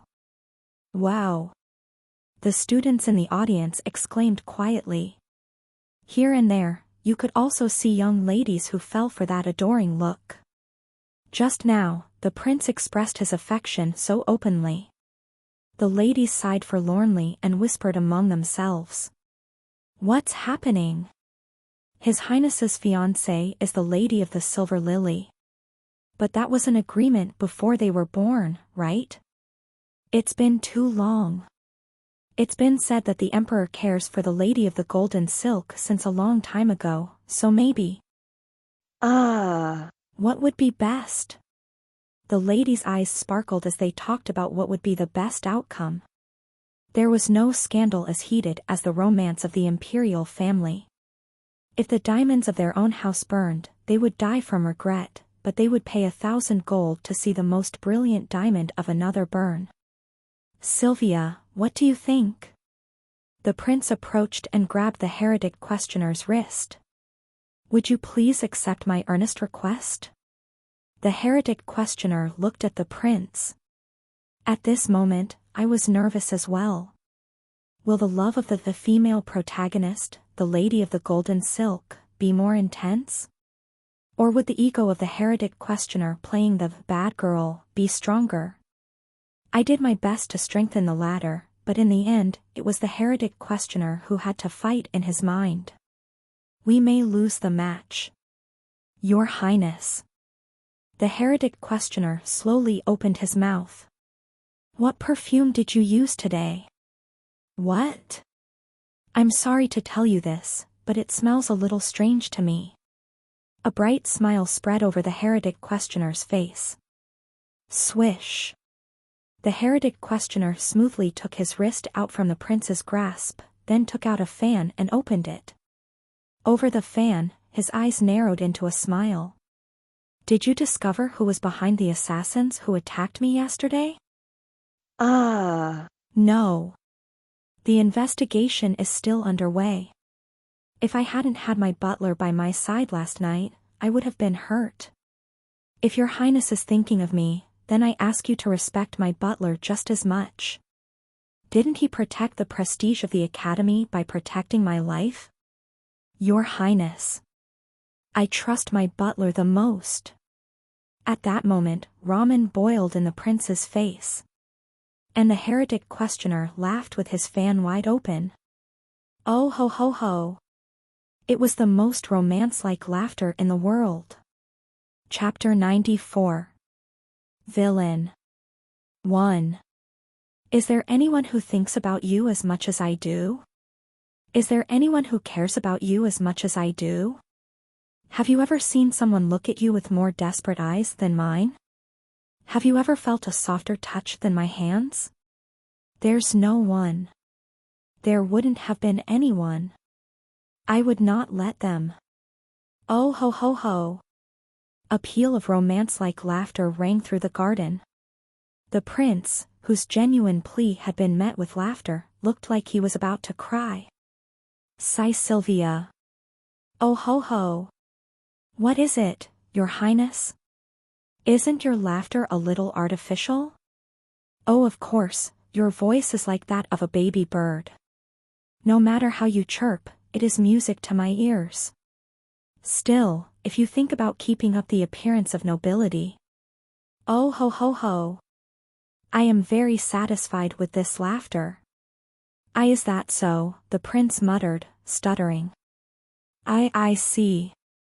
That's how it is. No. No. Listening to it carefully, it seems to be all right. Yeah. It's all right. It's totally fine. You're so beautiful. I discovered another charming point about you today. Oi. Check out this ramen head. How did his love for the Lady of the Golden Silk not lessen even with this? All of the students around him were looking at him with slightly cold eyes. Zombie. Bei Hurayong, who had been quiet for a bit after entering the apocalypse, opened his mouth. I've been silently watching your play this time. I was trying not to interfere. I can't watch this anymore, though. It's too frustrating. Hey, aren't you misunderstanding something? A misunderstanding? What am I getting wrong? You think it's easier to break someone's love than to create it? Yes. I'm sorry, but it's case by case. That was what Bei Hurayong said. He had the expression of a mountain gorilla, the prince of the jungle, suddenly being trapped inside a zoo. Case by case? Yeah. You totally exude the aura of someone who's never dated, but people in love each have slightly different forms of love. Kiddo. There's a type of love that can't be cut no matter how much you try to slice it away. It seems to me that the prince guy is. The prince opened his mouth before Bei Hurayong could finish his sentence. Sylvia. You truly shine in diverse ways, like a kaleidoscope. If there was snow on the branches yesterday, the tree now blooms with plum blossoms. That's right. Is a human's laugh determined by their birth? What law prescribes the way nobility laughs? I too will change the way I laugh now. That crazy guy. A fantastic duet floated to the sky above the garden. Oh ho ho. Mwahaha. Oh ho ho ho. It was the birth of the couple of the century. I was speechless. What the hell is love? I was shocked. You've never dated before. Did you think a kid who's never known the feeling of love could solve this twisted relationship? Bei Hurayong clicked his tongue. There are people who have thrown away their country to look good in front of the one they love. It was a good idea to stop the immersion by acting out, but it won't be enough to destroy love. Yup. Sometimes it's just lacking. Huh? All of a sudden, Bei Hurayong began to look like an adult. Am I going to have an inferiority complex because I've been single? To this mountain gorilla? Isn't that too shameful? Tap. I stepped between the crown prince and the heretic questioner. As if saying, look here. Naturally, the prince frowned when he saw me. You. Her ladyship has told me that she trusts me the most. Now. Let's see if your love can hold against this. Your Highness is a noble man. I am from humble birth. But your Majesty is far away, while I am always by my ladyship's side. My mistress's family is my house, and my mistress's life is the life that I serve. Your Highness. Screams of Kaya echoed in the garden. The voices belonged to the young ladies watching us. No. You. Crazy, hey. Hey. Bei Hurayong urgently shouted. You idiot. Ah, this virgin kid.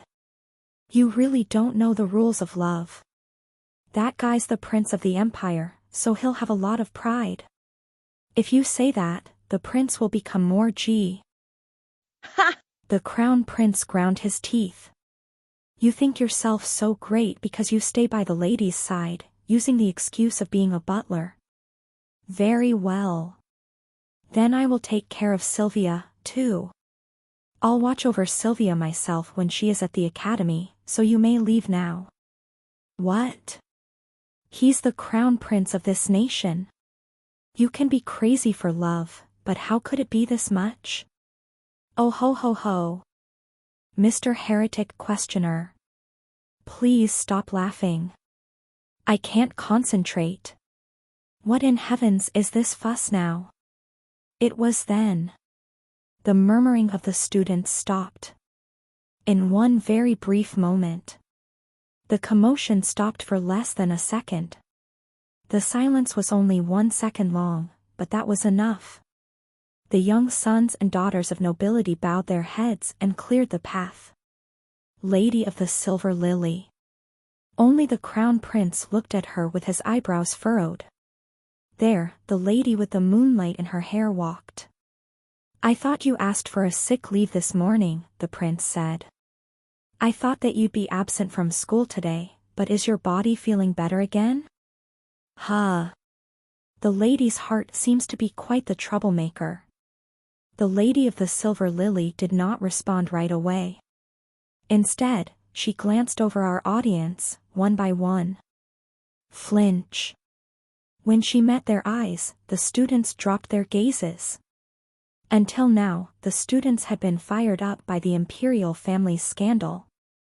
Only once they froze did the lady of the silver lily part her lips. Are you well? I was able to have a peaceful night thanks to your concern. Is that so? That's good. You call in sick and lay down half the year, so a day like today must be precious. The sun feels nice on this spring day, so you should take a leisurely stroll. A cold expression. Take a stroll was the same thing as saying, leave this place. The crown prince was desperately cloying with the lady of the golden silk, but he was ungenerous toward the lady of the silver lily. His cold-heartedness was a bit odd. Even if he's from the imperial family, it shouldn't be good to treat someone from the ducal family this harshly. However, the lady of the silver lily was calm. A stroll sounds wonderful. The magnolia petals fall when the spring breeze becomes even a little rough.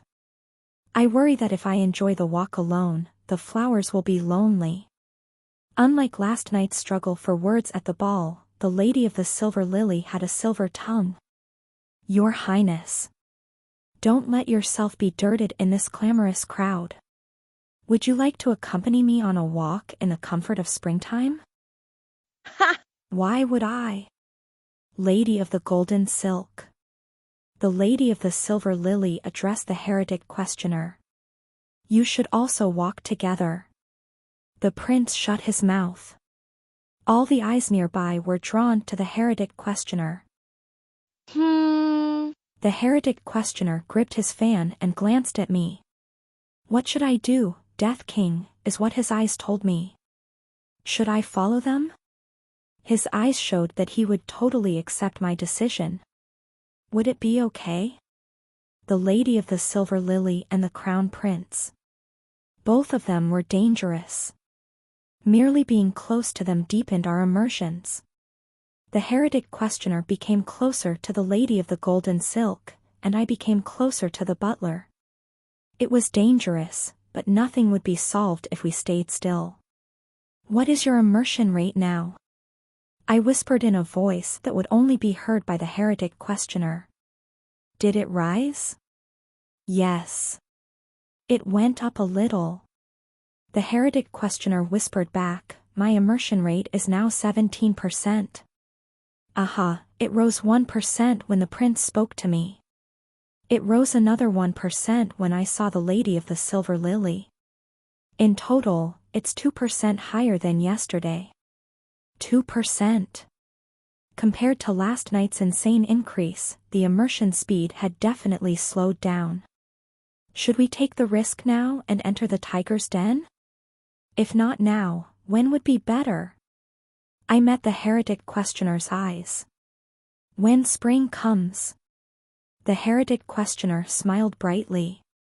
The magnolia falls, Death King. Okay. I made a decision. All right. Let's follow along, milady. I trust your judgment, butler. The heretic questioner closed the fan with a smack. Oh ho ho ho. I cannot refuse when the lady of the silver lily personally suggested a walk. I gladly accept your invitation. The lady of the silver lily frowned. Then, she lightly turned around. Follow me quietly. 4. The place she led us to was her own lodgings. The lady of the silver lily, whose family had great power, did not stay in the dormitories. She stayed and ate at a separate villa. This is where you come to walk, the prince complained, who had been half forced into following. The lady of the silver lily's accommodations were fancier than the other students, but that was all. The prince was someone raised in the imperial palace. He didn't seem impressed by the luxury. Do you think I would do that? The lady of the silver lily kept walking, unaffected by his words. Click. Click. The lady's shoes made a noise whenever they hit the hallway. The walk was an excuse. What? There were many eyes in the garden. I couldn't tell you the truth like that. It must remain a secret. A secret? Yes. Click. It's about the assassins who dared to invade the cradle of nobility. Your Highness. Rashly speaking can agitate the public. The prince kept his mouth shut. From my deductions, the prince was the one who hired the assassins. Maybe it was just her air, but the lady of the silver lily's tone seemed to say, I already know what you did. You mean you caught the culprit? Even I have not done so yet with my investigation. How could you? The lady of the golden silk's butler gave me a clue. Click. Last night, I threw out the lady and her servant from the ball. I had been overreacting. However, I only ordered them to be taken away, not for them to be locked up anywhere. It seems that some of my subordinates had evil intentions. The villa of the Duke's daughter had a staircase that led to the basement. Standing in front of it, the lady of the silver lily looked back at us. Her face was expressionless. Shall we go down, Your Highness? I don't see the servants. How bizarre. Where did the duchy's servants go? Are you worried? I suppose you must be. I will take the lead. The lady of the silver lily went down the stairs without answering the prince's question. Her clicking footsteps seeped through the basement. Click. Click. Soon, the darkness of the stairs buried the lady of the silver lily. The prince gulped and started going down the stairs. The heretic questioner and I also followed them. Something thickened in the air as we went down the stairs. It was something that my nose and my life were becoming too used to.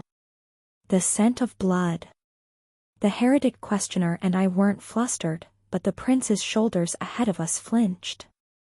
I apologize for bringing you to such a squalid place, Your Highness. In the basement, 3 human beings were tied down in chairs. All 3 were the duchy's servants whom I saw last night, and these are the people behind the assassins who attacked the lady of the golden silk. All 3 were soaked in blood. The prince's hands trembled. Even I frowned a little. The only ones whose expressions did not change after descending the stairs were the heretic questioner and the lady of the silver lily. It was understandable why the heretic questioner was unaffected. He was the guild master of the 10,000 temple, which carried out uncountable numbers of torture and interrogations in the tower. However, the other person was just a duke's daughter. She resembled the moonlight. Staggering and swaying like she would fall any moment, she appeared fragile. That girl stood here as if she was very familiar with these types of places. This is the result of the investigation I did overnight. Then, I remembered. It turned out that they had done it for personal revenge. The lady in front of me was the person who would destroy the world. Personal revenge? Yes. Would you like to hear about it? The lady of the silver lily grabbed a servant by his hair. Ag! The servant opened his eye in agony. Could he not open his right eye? He looked at us with only his left. His Highness the Prince has honored us with a visit. Pay respect. Milady, Yuk. Milady. You and your colleagues ordered an assassination. The target was the lady of the golden silk. Explain to the prince why you attempted to kill the lady. Milady, miss. If you tell the truth, your family will remain unharmed. This person. The lady of the golden silk. The daughter of a lowly baron on the outskirts doesn't know her place and dares to chase the crown prince. And Milady is his Highness's rightful fiancée. That's right, she's his fiancée, the agreement was made a long time ago. She was dangerous. I was angry because of the Baron's daughter, so. Stop, I did something foolish. I apologize. I apologize, milady. I apologize, Your Highness. Did anyone order you to hire an assassin? And no one. There's nobody who pulled the strings. But there was. Are you saying it was just the three of you? This was a false testimony. Yes. That's right, milady. That's right. It was to protect the prince. Are you certain? There's no mistake. All right. I see. To protect the prince of this country, the Lady of the Silver Lily deliberately brought about a false testimony. She must have ensured the three of them would say the same thing, concocted an alibi, and perfectly manipulated all evidence. These people would never be able to reveal the fact that they were the prince's agents. The prince's act of confining the heretic questioner and me in the warehouse was moved, behind the scenes. So was his attempt to intervene and pretend to be a hero during the crisis. The Lady of the Silver Lily was trying to bury all truth in the ground. For none other than the Crown Prince. For the man who would be affected the most if the truth were revealed. Your Highness. The Lady of the Silver Lily lifted her head and looked at the prince. Please punish them. The prince flinched. What do you mean, punish? These are the men who tried to kill the Lady of the Golden Silk, whom your Highness cares about. They are criminals who invaded the cradle of nobility. They deserve to be punished, and you can punish them. Your Highness is currently the foundation of this country. Why do you hesitate? The Lady of the Silver Lady asked. Is there perhaps a different truth to this case than what I have discovered? I tell you this not as a student of the Academy but as someone who will be your Highness's vassal. Your Highness, the foundation of the country. If you find my investigation to be insufficient, please push the punishment onto another. As this matter is serious, I will send notice to the Emperor's special operatives. The Emperor's special operatives. As soon as I heard that, a memory of the butler was revived. They were hunting dogs under the control of one person and did not answer to anyone else. Made up of the Empire's top swordsmen and magicians, they were given absolute rights over independent investigation. The reason why this prince was able to take over as the Crown Prince was because they swallowed up the former Crown Prince, who had been corrupt. However, if you are satisfied with this investigation, there is no need for such troublesome work. The Lady of the Silver Lily bowed her back. On the basement floor, there was a sword that seemed to have been prepared in advance. In this place, please punish. The Lady of the Silver Lily rolled up her sleeves like she was familiar with the movement. Both her arms had numerous scars marking her skin. The one who didn't properly manage the servants of her family. Wounds from stabs, cuts, scratches, pulls, flogs, and torture took space on every part of her arms, which were originally as white as lilies. No, it wasn't just both arms. Seeing the long dent in her shoulder that looked as if a worm had burrowed through, I knew that her whole body must be covered with scars. The Lady of the Silver Lily, with her head down, whispered. Please punish me. The Silver Lily. The villainous young lady of this world. As always, I will bear the sin. The Crown Prince trembled. Chapter 95. Villain. 2. My beloved daughter. Don't expect anything. Do not expect anything at all. Do not expect things, and do not count on things. That is the secret to life.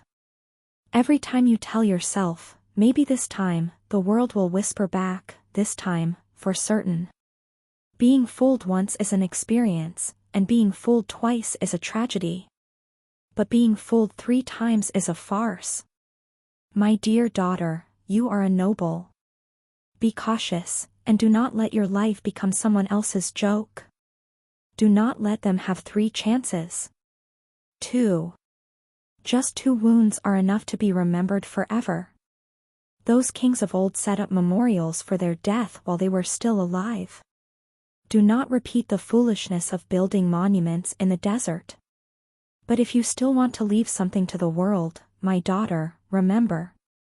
You are not lending your life to someone. Do not try to be someone's debtor. Give without the intention of getting it back in the first place. Give everything. Forgive people for throwing carnivals with your dead body. Give them your hair. Give them your fingers. Give everything, sacrifice everything from your pureness to your naive hopes. They will ravenously desire all of you and enjoy their banquet. So leave, and do not leave anything behind in this world. Anything. That was your mother's will when she died. Her funeral was a cremation. 6. The basement was quiet. Is something wrong? There was only the quiet voice of Lady of the Silver Lily. The air was cold. The servants who were interrogated had shed blood, but the pools of blood did not heat the basement at all. Please, punish me quickly as foundation of this country. Ha! Ha! The prince laughed weakly. No, could we even say that was a laugh? The tip of his mouth just lifted slightly and trembled. It was a gruesome failure of a smile. He turned his head like he was escaping and looked at the heretic questioner and me. His eyes asked, "What do you two think of this absurd situation?" "Your Highness." But he couldn't escape. The cutting voice of the Lady of the Silver Lily severed the prince's gaze. Should I report their crimes to His Majesty's special operatives? The Crown Prince hesitated. Are you trying to follow in the footsteps of the discarded Crown Prince? Are you testing the extent of His Majesty's forgiveness for you? A threat. Her quiet tone was not rude, but the duchy's young lady, the Lady of the Silver Lily, was clearly giving the prince a hard time. It was an effective threat. The imperial heir's hand trembled. Shaking, he grabbed the sword that the lady had offered him. However, his determination only lasted to holding the grip of the sword.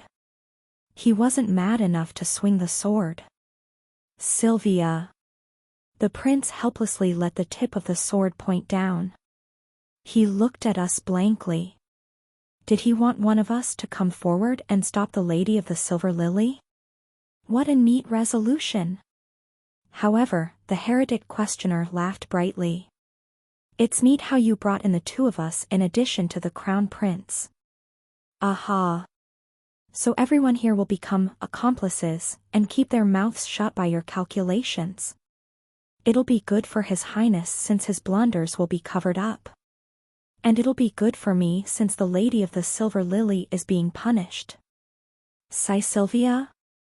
The problem here is that only your ladyship gains nothing from this. The heretic questioner's eyes curved like a crescent moon. Do you receive any benefit by doing things this way?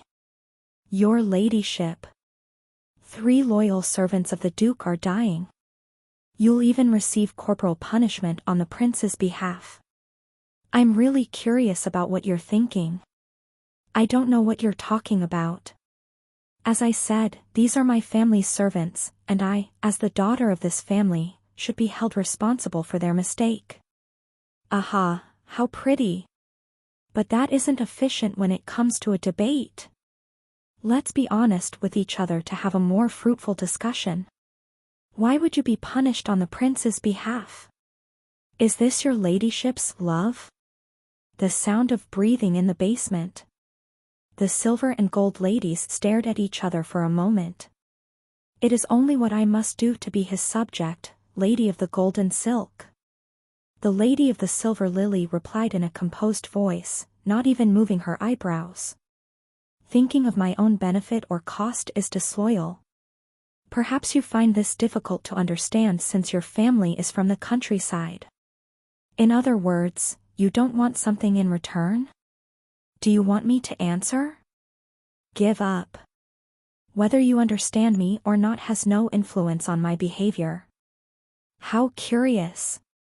The heretic questioner exhaled like a sigh. It was difficult for me to guess right away what he meant by that. But one thing was certain. The heretic questioner's response was definitely not what the crown prince had hoped for. The heretic questioner did not intend to stop the lady of the silver lily. The face of the prince, who had clung on to his love, was stained with despair. Please wait a moment, milady. So, I had no choice but to open my mouth. The heretic questioner tilted his head and looked at me. Yes, butler? What is it? If those servants are really the culprits, then you also have the right to take revenge. It would be wrong to leave the punishment solely to the prince. My mouth felt stale. My head was spinning. To overcome this ridiculously complicated political incident, I devoted myself to thinking about the best course. I did not hesitate to use the butler's knowledge. The immersion toward the character has deepened. Currently, your immersion rate is 7%. My tongue dried to a crisp. But it was still okay, for now. The same is true for the lady of the silver lily. She was betrayed by her faithful servants. I believe this is more than enough reason that she deserves to punish these men. Oh. So? There are 3 servants who have sinned. There are also 3 people who are entitled to punish them. I looked at the servants, tied up in the chairs. What if each person punishes one culprit each? Silence. In any case, the lady of the silver lily wishes to make us accomplices. That's why she brought us here. And His Highness seems to be unable to carry out the punishment alone. I believe that it will be appropriate to divide the punishment equally. There was a hush for a while. The heretic questioner closed an eye. The lady of the silver lily pinched her brows without a word. The crown prince's complexion quickly brightened. Right. Sylvia's servant is correct. The lady of the silver lily was betrayed by her subordinates. Sylvia was attacked. And I need to uphold the law. Since everyone has their own reasons, it would be best to each take care of one. Your Highness. A king should not share his duties with others. Shut it. The prince nervously threw the sword at the lady of the silver lily. Thwop! The sheath bounced off the lady's leg and to the ground. The lady of the silver lily looked impassive, though it must have hit hard enough to bruise.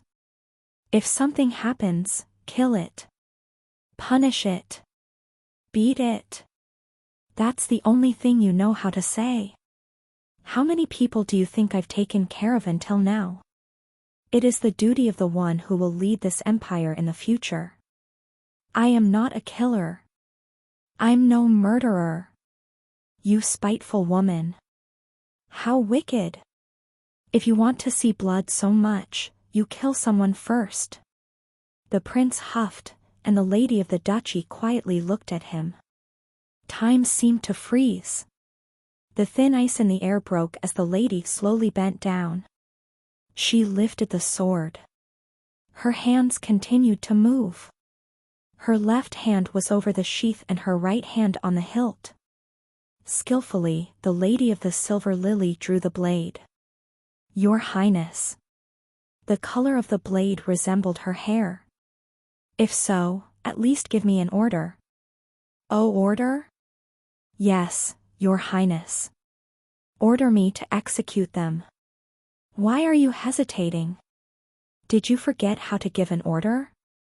Is it because you want to give up your claim to sovereignty? The prince inhaled deeply. K-dash. He fumbled over the word. Kill him. However, the lady of the silver lily never missed. Blood splattered. The air in the basement split apart, as did the weightier flesh. Ha! The lady of the silver lily's shoulders shook a little as if she was sighing. That was all. After taking a life with a sigh, the lady of the silver lily looked at us. I felt something ominous. My heart throbbed disturbingly.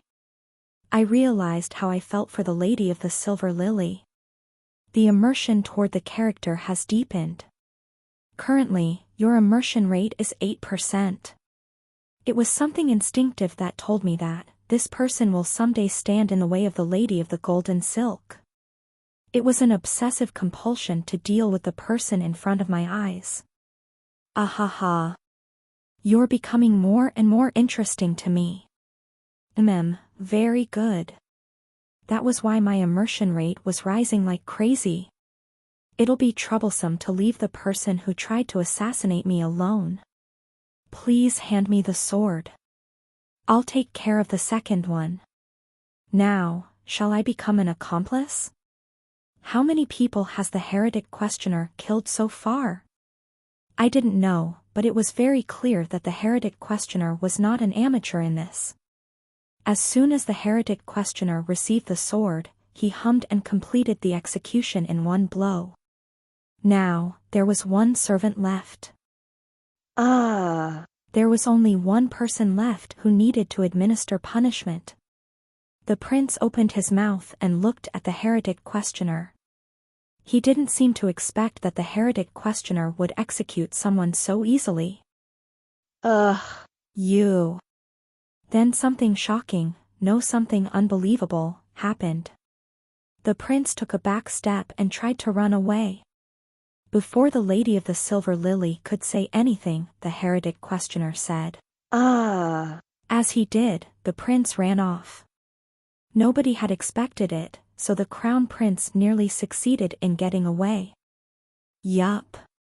If I didn't block the basement stairs behind them. How impertinent. Whose path do you think you're blocking, servant? You. I snatched the prince's wrist and gripped it tightly. I intentionally increased my strength. The prince tried to shake off my hand but failed. He let out a low scream. He couldn't compare with me in terms of grip strength in the first place. What do you mean, you? Let go of me this instant. It happened because of you, did it not?